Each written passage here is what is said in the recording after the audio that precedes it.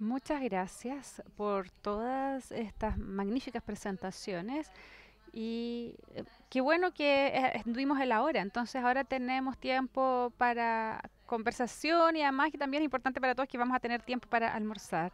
Así es que voy a usar y abusar a el privilegio del moderador para empezar con las preguntas y después le voy a dar a la audiencia la oportunidad de plantear algunas preguntas a los panelistas. Entonces, primero quisiera hacer una pregunta a Jaime. Jaime, usted nos mostró la trayectoria de inversión óptima dependiendo de las características personales, como vocación, aversión al riesgo. ¿Usted cree que los fondos generacionales pueden ser diseñados considerando estas diferencias y al mismo tiempo que puedan marcar diferencias, pero al mismo tiempo que sean fáciles de entender? Gracias, Úrsula. A ver, lo que estoy diciendo es que el tomar las decisiones tan solo en cuanto al horizonte de jubilación quizás es muy simple. Las personas son distintas, tienen distintas características y, y yo creo que es posible crear una mezcla. Quizás algunas personas realmente quieren asumir más riesgo. No estoy diciendo que van a ser más adecuados o aptos para un fondo que para otro, pero naturalmente las personas son distintas, tienen distintos activos, distintas preferencias y eso abre la puerta a pensar en eso. Entonces, si ustedes ven qué es lo que está sucediendo en Estados Unidos, por ejemplo, estos fondos generacionales que han estado ya funcionando por años, están empezando a hablar ahora sobre fondos generacionales personalizados. Algunos tácticos también que pueden ver las condiciones del mercado, por ejemplo, y moverse un poco más. Entonces, lo que estoy diciendo es que no es la única variable que importa, pareciera ser importante, sí, pero estoy seguro que es posible incluir otras características. Muchas gracias. Quisiera hacer una pregunta relacionada a Mark. Mark, usted habló sobre la experiencia que tiene en Nest y con las opciones que tienen las personas y nos explicó que en Nest ustedes tienen una estructura por defecto importante, pero que también le dan opciones adicionales a las personas. Entonces, ¿qué tan importante es, en su opinión, entregar estas alternativas de inversión a los miembros para que se ajuste a sus características? ¿Y cuál sería la experiencia que han tenido al respecto? Si las personas realmente eligen entre distintas inversiones en forma activa. Sí, qué bueno que Nick habló sobre eso y la teoría está del empujoncito, el nudge, que se refiere a dar la opción, elecciones y les da el poder a las personas. Pero casi siempre igual toma la opción por defecto. Si uno no les da opción a las personas, lo más seguro es que dejen de ahorrar, porque no confían en lo que uno les ofrece en forma obligatoria. Pero si les dan opciones, tampoco toman la decisión que quieren tomar. Tan solo 1% de nuestros miembros afiliados han tomado esa decisión y el 99% están felices en el fondo obligatorio por defecto, porque nosotros creemos estarles entregando buenos resultados. Entonces estoy en desacuerdo en realidad con esta idea de personalización. Creo que el principal determinante de nuestro resultado es la tasa de cotización, la asignación de activos, los costos, bueno, el costo, como mostró el gráfico, de hecho, y la forma en la que uno genera ingreso. Entonces, si uno puede hacer todo eso en una forma eficiente, como dijo Nick, en una forma profesional, es mucho más probable cumplir con los buenos resultados que tratar de personalizarla, porque es tan solo los que son más ricos que tienen los niveles de libertad para tomar esas distintas decisiones. Para la mayoría de las personas es simplemente generar ingreso suficiente para poder vivir bien en forma eficiente, porque aprovecha los beneficios de escala. Entonces no sé todos estos costos de personalización y si realmente va a llevar a mejores resultados. Entonces, si pensamos en los puntos bases para la personalización, eso va a destruir todos los beneficios que genera una buena asignación de activos. Sí, yo estoy de acuerdo y nos sorprende que estemos de acuerdo en esto. O sea, si uno analiza a las personas que necesitan la personalización, son las personas que necesitan este tipo de ahorro, la que menos necesitan este ahorro. Entonces, la gente más rica, que tiene más ingresos y que tienen un plan de cotizaciones definido, que tienen asesores comerciales, financieros. Entonces, si uno se pregunta cómo funcionan los cortes, eso es un plan adicional. Por supuesto que a ellos les va a gustar la personalización, pero no la necesitan. Cuando yo pienso en quién ejecuta, quien maneja esto, son para las personas que no pueden pagar por un asesor financiero, que no reciben asesoría financiera. Entonces somos nosotros sus asesores financieros. Nosotros somos los asesores financieros por defecto. Entonces uno esto lo puede organizar de distintas formas, pero la idea es no preparar el mejor producto, sino que es el mejor producto para la mayor cantidad de personas. Muchas gracias por sus ideas.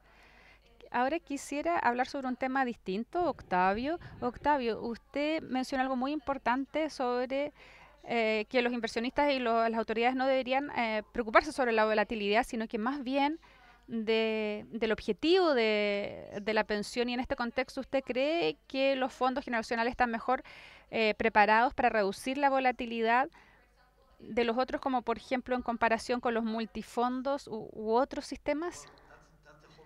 Bueno, ese es el objetivo de este tipo de vehículos, pero va a depender en la forma en que cómo se comparten o cómo trabajan en la trayectoria de inversión. Si terminan trabajando en otro, no están haciendo la cobertura del riesgo de la pensión. Eso puede suceder por la falta de compromiso que tienen los administradores con sus propias estrategias. Y, por ejemplo, si relacionamos eso con el tema de la elección, en estos sistemas, a contrario del mercado norteamericano o lo que hace Nest, estos son sistemas obligatorios de seguridad social. Las personas tienen que elegir a un prestador. Su nivel de elección es con qué prestador va a manejar mi fondo generacional. Ese es el único nivel de elección. Aparte de eso, la verdad es que no se opta a nada en cuanto a la personalización de las estrategias. Muchas gracias, Octavio. También quisiera hacerle una pregunta relacionada a Nick. En su presentación destacó un aspecto importante al elegir estrategia de inversión para los ahorros, que es el costo, la relación con la inversión, y usted demostró que estos fondos generacionales han disminuido con el tiempo y que son menos competitivos en comparación con otras opciones. ¿Puede explicar un poco más eso? O sea, cuáles son los principales gatilladores que mantienen esto bajo? A ver, yo diría que es la competencia. Si yo pienso específicamente en que hay 4 o 5 fondos manejados por índices en Estados Unidos, estamos en el punto en que es tan eficiente que tenemos que competir en cuanto a las comisiones. Entonces hemos podido cumplir con altos niveles de desempeño, pero el desempeño es cada vez más cercano con, como hablábamos de esto de la trayectoria de inversión. Por lo tanto, lo único que podemos hacer es enfocarnos en las comisiones. Y eso ha sido un buen beneficio para los inversionistas individuales, que quizás en los 90 pagaban 2 puntos porcentuales, por ejemplo, por un fondo mutuo en Estados Unidos y ahora pagan solamente de un dígito la comisión. Y lo que hace que el resultado sea mejor de la cartera es que hay una gran industria de muchos millones, o hay mucha investigación que se ha hecho justamente. Entonces hay mucha investigación para los consumidores en Estados Unidos. Hay argumentos, que no es necesariamente nuestro, pero hay argumentos que están mejor ahora que lo que estaban en sistemas anteriores, porque la mayoría de los norteamericanos antes nunca tuvieron acceso a beneficios definidos. Bueno, muchas gracias. Voy a dar unos minutos para la audiencia. Si alguien quisiera hacer una pregunta, en caso de tener una pregunta, por favor levanten la mano para hacer la pregunta en micrófono, aunque la quieran hacer en inglés o en español.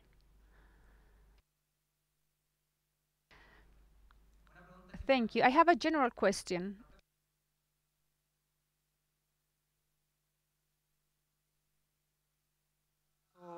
Las unidades de pensión o el investor return, pero ¿qué información se le puede publicar al afiliado que sea de valor? Porque actualmente en el esquema chileno se publican las tasas de retorno de corto y mediano plazo y medidas de volatilidad. ¿Qué información sería valiosa para el afiliado? ¿Y con qué frecuencia? Porque me imagino que información mensual, dadas las métricas que mencionaron, no tiene tanto sentido. Me voy a permitir contestar. I will switch to English for my A ver, colleagues' voy a benefit. responder en inglés para beneficio de mis colegas. I think what's Yo relevant creo que es for the importante affiliate is para los what type of para los retirement afiliados he el can tipo purchase. de retiro o de pensión que quieren en base a la cantidad que tengan en su cuenta de ahorro. Eso es lo que más importa. No importa si el retorno total fue un 10 o un 12%. ¿Cuál sería mi pensión hoy, mi jubilación hoy, si me jubilo ahora? Esa es la principal información que uno le puede entregar, creo yo, a los afiliados. Si pudiese agregar algo, estoy de acuerdo que no hay que estar publicando a corto plazo el desempeño porque eso lleva a que las personas tomen malas decisiones. Pero la idea es que si uno proyecta el ingreso probable, nunca va a ser eso, lo mismo que es hoy día, si estamos pensando en 20 años o en 30 años más. Si uno sigue cotizando, por supuesto. Entonces, yo creo que nuestro objetivo es tratar de reducir la variabilidad de la predictibilidad de los ingresos. Entonces, una de las cosas a las que estamos trabajando, similar a BlackRock, es tener elementos asegurados, especialmente si uno vive mucho tiempo, muchos años, para asegurarse que no se le acabe el dinero, o sea, que tenga un patrón de gasto similar en el tiempo. ¿Alguien de los otros panelistas quisiera responder a esa pregunta? No, hay otra pregunta.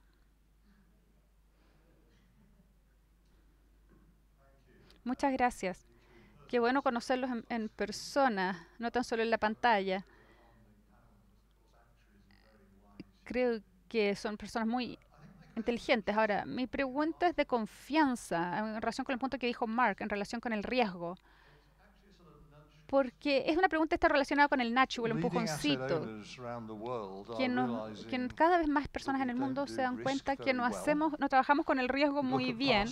Si pensamos en los números y en los retornos pasados y la crisis financiera global, Ucrania, el COVID, no trabajamos muy bien el tema del riesgo y eso ha generado incertidumbre. Entonces mi pregunta es, ¿cómo el panel cree que estos fondos generacionales van a evolucionar para incluir la incertidumbre, que seguramente también puede estar afectado con el tema del cambio climático, que creo que se hablará esta tarde? Hay aspectos que no funcionan porque el riesgo no se relaciona con la volatilidad del precio. Entonces, ¿cómo los fondos generacionales van a incluir la incertidumbre? Esa es la pregunta en definitiva. A ver, yo creo que voy a tener que partir porque estoy con el micrófono. A ver, tenemos que analizarlo en distintos mercados y voy a tratar de ser lo más resumido posible. Hay distintos mercados que van a aceptar distintos tipos de riesgo y distintos mercados aceptan distintos tipos de valores en el mundo. Entonces, si pienso en el mercado de Estados Unidos, que es el mercado que conozco mejor para los inversionistas jóvenes, simplemente no saben si las carteras son riesgosas o no. Y es porque las cuentas de balance no se mueven mucho. Any amount of risk, whether it's GFC, Ukraine, COVID, gets washed out because they're saving. So their savings is such a powerful asset for them when they're young. It doesn't look like the balances move very much. If I was legally allowed to in the US, we would add significant leverage to the portfolios for young investors. We're not going to do that. We're not allowed. No vamos a hacer eso, lo podemos hacer, pero hay cierto riesgo que uno puede aceptar. Son los que invierten más en los que nos tenemos que preocupar. Por ejemplo, 2/3 de los norteamericanos pienso que van a trabajar más allá de los 65, pero el 80% se jubilan cuando ya cumplen los 65 y la razón es porque los despiden o porque su salud se deteriora o porque se deteriora la salud del cónyuge. Entonces, bastantes riesgos conductuales, situacionales en relación con la fecha de jubilación. Y en promedio los norteamericanos van a vivir unos 20 años, las mujeres quizás 21 o 22 después de eso, entonces hay que agregar después más certidumbre y ahí van a ser en bonos con menos rendimiento. Ahora, en cuanto a la certidumbre, va a depender de los productos en Estados Unidos y en otras partes también, por ejemplo, la renta vitalicia, que es fijo, y quizás uno pueda agregar ciertos productos de certidumbre en la cartera, pero el costo sube en ese caso y el crecimiento potencial seguramente también baja. Entonces hay que generar un balance, una compensación. Pero yo me preocuparía más en esa persona de entre 55 y 65 años. Ahí es cuando el riesgo importa. Ahí es más doloroso y ahí es más grave la situación.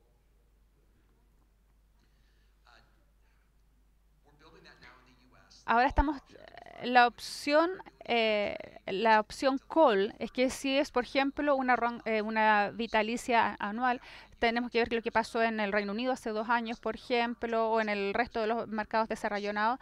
Su aumento dice que la volatilidad de los activos y la acumulación para poder reducir la volatilidad de los ingresos y la falta de acumulación en el caso de las rentas vitalicias. Hay distintos productos que se pueden conversar después, pero ese es el tipo de producto que vamos a tener que ver en la cartera. Pero en eso me preocuparía yo. Es la nueva edad de jubilación y que pueden ver una pérdida y que van a vender y no van a volver a comprar.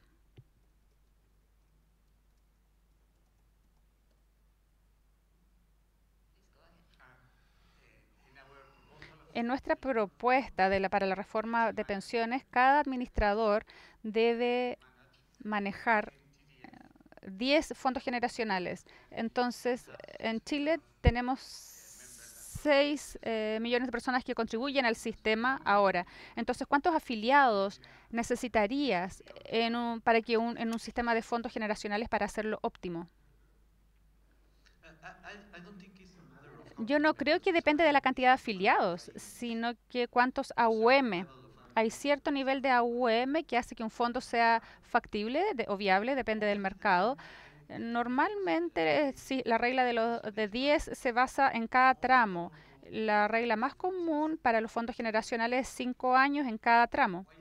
¿Y por qué? Porque cuando uno diseña la trayectoria de inversión para cierta edad, por ejemplo, si tomamos a personas de 20 años a 25 años, uno diseña la trayectoria de inversión para el que está en el centro, en el medio, de 22 años y medio. Entonces, la gente más joven sigue teniendo un nivel de riesgo o un enfoque al riesgo dependiendo de su edad, y la gente mayor de ese cohorte no están asumiendo tanto riesgo como los de 20 años.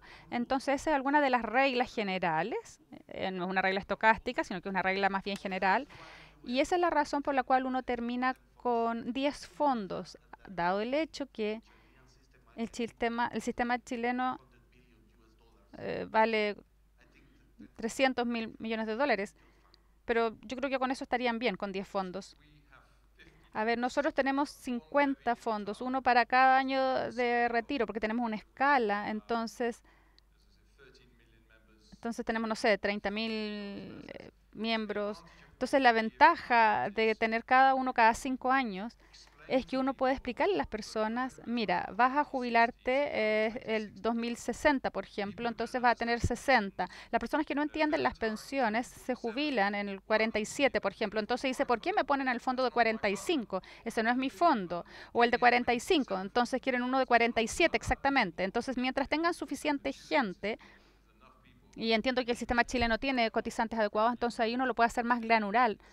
Y así es más fácil la comunicación y puede diseñar la trayectoria de inversión para esas personas. Muchas gracias.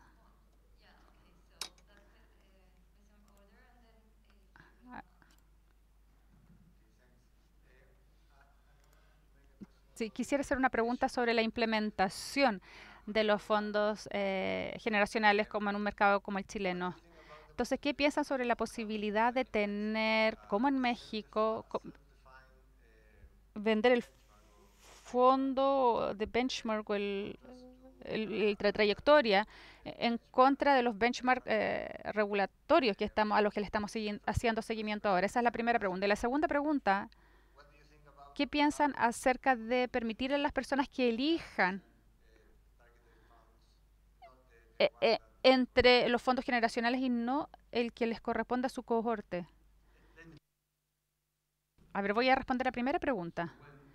Entonces, cuando la autoridad define la trayectoria, está asumiendo todos los riesgos de la política que existe.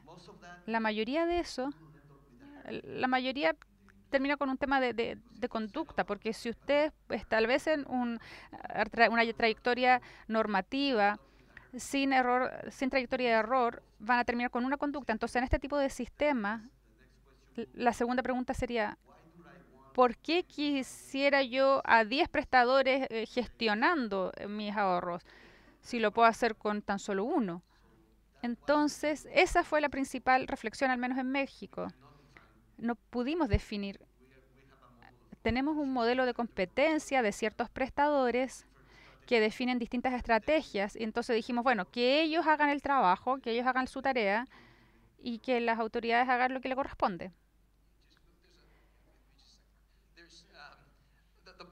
Lo que yo quisiera decir es que hay un marco basado en riesgo y la industria tiene que trabajar con las autoridades. Entonces hay un tracking que se hace sobre un benchmark que se establece, no establecido por la autoridad, por el gobierno.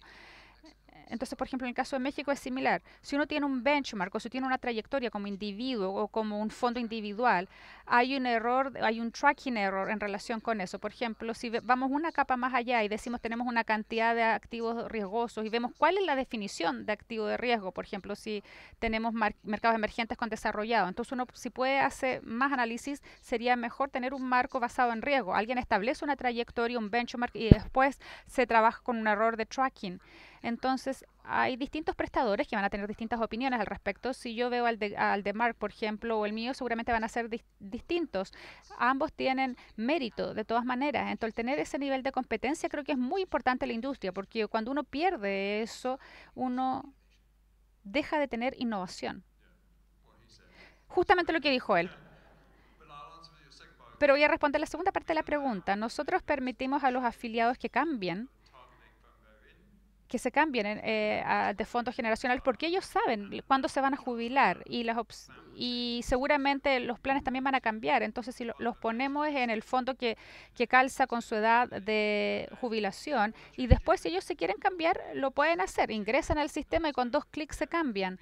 Porque la gente, o sea, como lo que dijeron con anterioridad, cuando la gente se jubila, en comparación a cuando creen que se van a jubilar, puede haber una diferencia. En el Reino Unido creen que se van a jubilar en cierto año, pero resulta que terminan trabajando más años para poder ganar más dinero. Entonces la situación es distinta.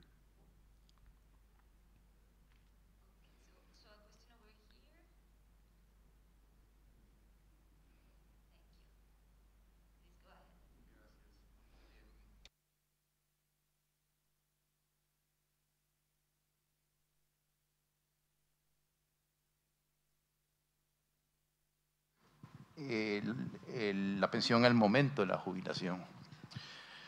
Esa es la realidad para países en donde se exige la compra de una renta vitalicia, pero no es la realidad para otro grupo de países que ofrecen, por ejemplo, retiros programados y en donde para muchos trabajadores van a estar vinculados a una AFP por más tiempo incluso que durante el cual contribuyeron.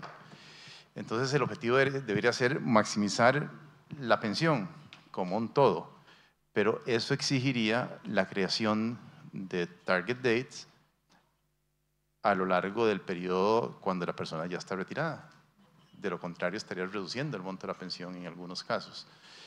Quería que elaboraras un poco en ese aspecto. Quizás las otras personas puedan mencionar también alguna experiencia que ha surgido en otro país de situaciones en donde no estrictamente las personas adquieren un producto de pensión, porque el retiro programado no es un producto de pensión puro, sino un producto de esa acumulación durante el cual si le negamos la posibilidad de tener fondos más riesgosos, le estamos disminuyendo el valor presente de la pensión. Sí, a ver, mi punto era básicamente que estamos en un ambiente riesgoso y que no basta con mirar solamente un monto al final o una pensión. Estoy completamente de acuerdo con que incluso la misma modalidad de pensión, vas a seguir con renta vitalicia, retiro programado, podría eventualmente cambiar en tus decisiones antes. Estoy de acuerdo con eso, pero era básicamente un ejemplo de decir, mira, hay riesgo, ese riesgo te importa a ti, hay personas que son más tolerantes al riesgo y personas que son menos tolerantes al riesgo. No, te entiendo. Tal vez la pregunta la parafraseo. ¿Cómo hacemos para ajustar TDF para países en donde no están obligados a comprar un annuity, sino simplemente pueden tener otros productos de pensiones en donde puede seguir percibiendo riesgo, porque no hay que transferir el fondo a una compañía de seguros? A ver, si entiendo bien, está bien. Supongo que yo sospecho que el seguro de longevidad probablemente te puede servir en esto, ¿verdad? O sea, me parece que donde no tienes annuity, si vas a seguir con retiro programado, bueno, incluso algo que me parece bastante razonable de los Target Date Funds es que tienen una fracción importante de renta variable incluso al momento de retirar, porque todavía estás reconociendo, ¿verdad?, que tienes todavía muchos riesgos y mucha vida por delante. Ahora, si es que no tienes annuity, no sé si estoy pensando bien en tu pregunta, pero si es que no tienes unos annuities, sospecho que uno podría ir considerando un seguro de longevidad, que me parece que es algo que se ha estado discutiendo. Eso yo creo que es como un buen producto. Ahora, los deferred annuities, que a mí me parece eso tremendamente atractivo, de que en el fondo, durante la vida laboral, tú vayas invirtiendo también en estas annuities futuras y comprando unidades de annuity, que es casi al otro lado. Tú me estás preguntando donde no existen, yo estoy diciendo además hay un mercado, ¿verdad?, a futuro de los annuities. Un poco para contextualizar, no tiene que ver con el vehículo de inversión, tiene que ver con el diseño del glide path. Si voy a entregar una suma de dinero al final de los 65 años, a lump sum over at a retirement age, entonces yo voy a diseñar un tipo de glide path que optimice el monto que voy a entregar en ese momento. Si voy a comprar un annuity, voy a diseñar un glide path que hedge el costo de ese annuity. Y si voy a seguir invirtiendo el dinero en la etapa de retiro, entonces es un Target Date True Fund, ¿no? Inclusive ya hay muchos productos de eso en Estados Unidos que consideran que que me voy a comportar como un bono después de la edad de retiro. O sea, es un tema del diseño de la estrategia de inversión. Ahora, no puedes tener todas estas tres posibilidades en un mismo producto. Las vas a tener que segmentar, ¿no? Y ahí va a venir también el nivel de decisión del afiliado en los países donde tienen la posibilidad, ¿no?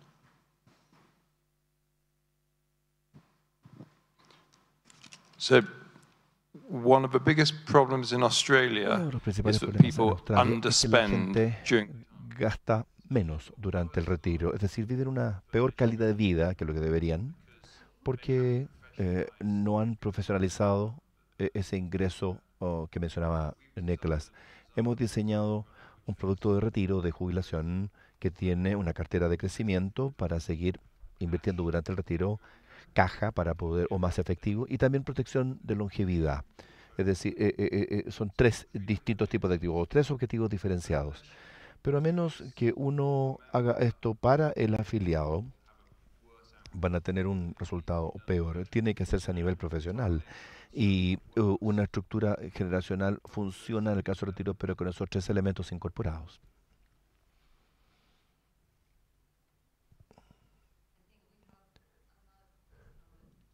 Creo que hay otra pregunta acá y no veo más manos levantadas. Felicitaciones al panel. Me hicieron pensar en preguntas que no sabía que tenía, de hecho. He visto a un dueño de activos. Esta es una pregunta, o puede ser una pregunta un poco política, quizá en el contexto de Chile. He visto un dueño de activos, un administrador de activos, compitiendo por los ahorros de los mismos ciudadanos. ¿Creen ustedes que vamos a ver algunos países en el mundo donde los dueños de los activos van a desaparecer porque son los administradores de inversión, van a reemplazar ese rol, o siempre va a haber dueños de activos que van a ayudar a los ciudadanos a tomar este tipo de decisiones?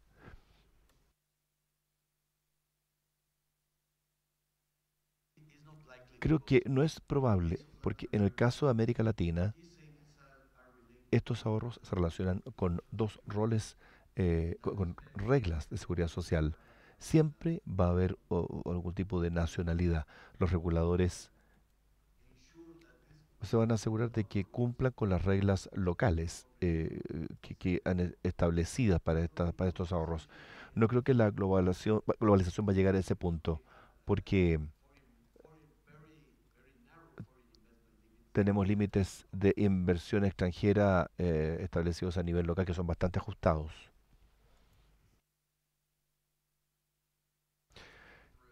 Estoy tratando de pensar en el mercado. Creo que la respuesta es no. Y si yo creo, si me refiero a lo que pasa en Estados Unidos, en el mercado de Estados Unidos se está moviendo más hacia que del individuo es dueño de los activos, aun cuando BlackRock está entregando la tecnología, los valores son del individuo. La respuesta es no. No creo que uno vaya a ver que desaparezcan los asset owners.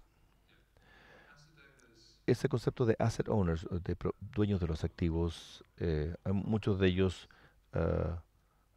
no están orientados a las utilidades. Debemos tener una ventaja de costo como dueños de estos activos por sobre la mayoría de los administradores. Por ejemplo, Vanguard puede tener un costo muy bajo y quizá una estructura muy pasiva igualmente. Cuando se enfocan en alternativas, yo creo que estamos en una posición ventajosa ahí.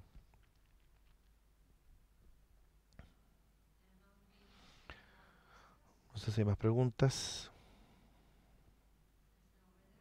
Hay una pregunta ahí atrás. No sé quién tiene un micrófono.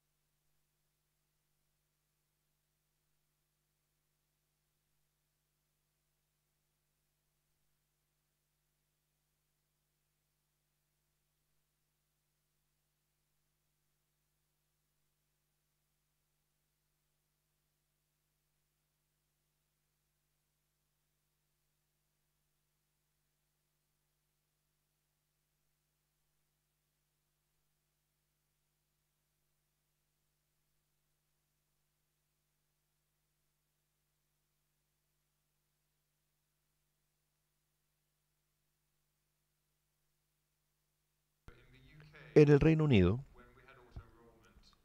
cuando se produce este auto-enrollment, hay un concepto que se llama Master Trust. Es un esquema de cotización multiempleador. Lo que pasa acá es que la escala tiene varias ventajas. Hay un 70% de participación del mercado, como el caso de Nest, pero se produce consolidación de los más pequeños porque no estaban siendo rentables, estaban perdiendo dinero, de hecho. Y el regulador está tratando de que esos esquemas más pequeños se fusionaran. En el fondo, habría que justificar por qué existen, incluso a nivel corporativo, porque no se están entregando los beneficios según la escala. Es un mercado libre, pero también hay bastante presión para lograr la escala necesaria, que claramente, como decía Nick, tiene beneficios masivos para los afiliados, porque se rebajan los costos. Estados Unidos, en términos de la regulación, es un mercado maravilloso porque aun cuando hay fondos generacionales, pero también hay lo que son competitivos y los personalizados son más costosos, pero estamos regulados por dos grupos. Uno, el Departamento del Trabajo, a través de una ley, y el otro es en Estados Unidos, que opera en Estados Unidos, y todos quienes trabajan allá saben que está el concepto de plaintiff's bar, que es muy litigioso. Tenemos que enfrentar situaciones judiciales, pero es bastante abierto a cómo podemos hacerlo. También se preguntó respecto de cómo está configurado el sistema respecto de ser obligatorio o no. En Estados Unidos la seguridad social es obligatoria, 12,5% del salario, la mitad pagado por el individuo y la mitad pagado por la corporación. Eso es el concepto de seguridad social. El sistema es bastante complejo. Una vez que uno entiende el sistema y que una vez tiene acceso a las herramientas, es un sistema bastante saludable. Gracias a todos. Creo que estamos terminando. Ya no tenemos más preguntas. Realmente quiero agradecerles a todos por las excelentes presentaciones y por la discusión, que todo el mundo estará de acuerdo que tuvimos un excelente panel. Por favor, un aplauso para todos nuestros panelistas.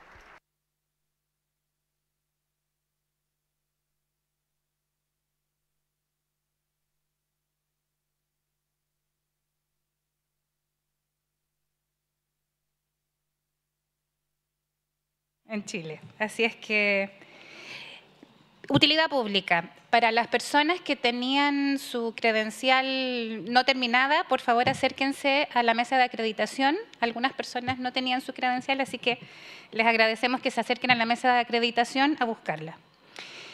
Lo segundo, les recordamos que las presentaciones que acaban de ver y también la de la mañana estarán disponibles desde hoy día en la tarde o mañana en la mañana en la página web del evento.